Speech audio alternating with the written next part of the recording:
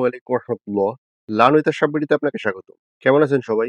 আশা করি আল্লাহর রহমতে সবাই ভালো আছেন। আলহামদুলিল্লাহ আমিও আপনাদের দোয়ায় ভালোই আছি। আপনি যদি ইপসন বা অন্য কোনো প্রিন্টার ব্যবহার করে থাকেন তাহলে আজকের ভিডিওটি আপনার জন্য খুবই গুরুত্বপূর্ণ হতে যাচ্ছে। কারণ আজ আমরা দেখব প্রিন্টে দাগ কেন আসে, ছবির কালার কেন মিসিং হয়ে যায় আর কিভাবে খুব সহজে প্রিন্টারে হেড ক্লিনিং করে এই সমস্যার সমাধান করবেন তার বিষয়ে। অনেক সময় আমরা দেখতে পাই ছবির মধ্যে দাগ চলে আসে অথবা কোনো একটি কালার মিসিং থাকার কারণে ছবির আসল কালার পুরো চেঞ্জ হয়ে যায়। ঠিক এই ধরনের সমস্যা কেন হয় এবং এর সহজ সমাধান কি আজকের ভিডিওতে আমরা স্টেপ বাই স্টেপ দেখব। তাই ভিডিওটি স্কিপ না পর্যন্ত দেখুন। চলুন মূল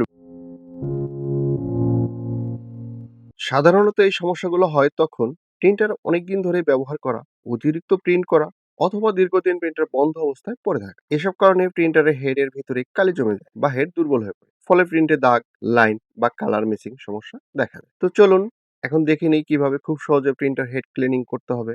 প্রথমে আমরা প্রিন্টারটি কম্পিউটারের সাথে কানেক্ট করে নিব। এরপর যে কোনো একটি প্রোগ্রাম ওপেন করুন যেখান থেকে প্রিন্ট করা যায়, যেমন Photoshop, Illustrator, MS Word, Excel. আমি এখানে ফটোশপ ব্যবহার।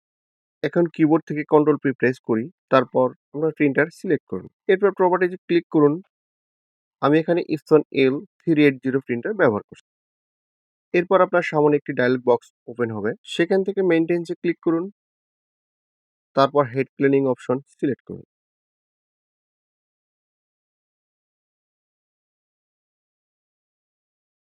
এখন স্টার্টে ক্লিক করলে হেড ক্লিনিং প্রসেস শুরু হয়ে যাবে। এটি সম্পূর্ণ হতে কিছুটা সময় লাগবে।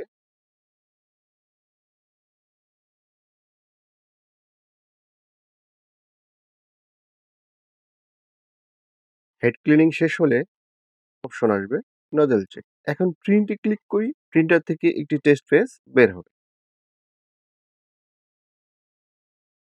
যদি সব লাইন ঠিকঠাক থাকে তাহলে বুঝবেন আপনার সমস্যার সমাধান হয়ে গেছে। আর যদি কোনো থাকে বা লাইন ভাঙ্গা থাকে তাহলে পাওয়ারিং ব্যবহার করুন। এটিও হেড ক্লিনিং এর মতো কাজ করবে। তারপর যদি সমস্যা ঠিক না হয় তাহলে কাছের কোনো প্রিন্টার টেকনিশিয়ানের সাহায্য নিন। তো বন্ধুরা, এই ছিল প্রিন্টার হেড ক্লিনিং করে প্রিন্টের দাগ ও কালার সমস্যা ঠিক করার সম্পূর্ণ প্রসেস। ভিডিওটি যদি আপনাদের উপকারে আসে তাহলে অবশ্যই একটি লাইক দিন আর বন্ধুদের সাথে শেয়ার করুন।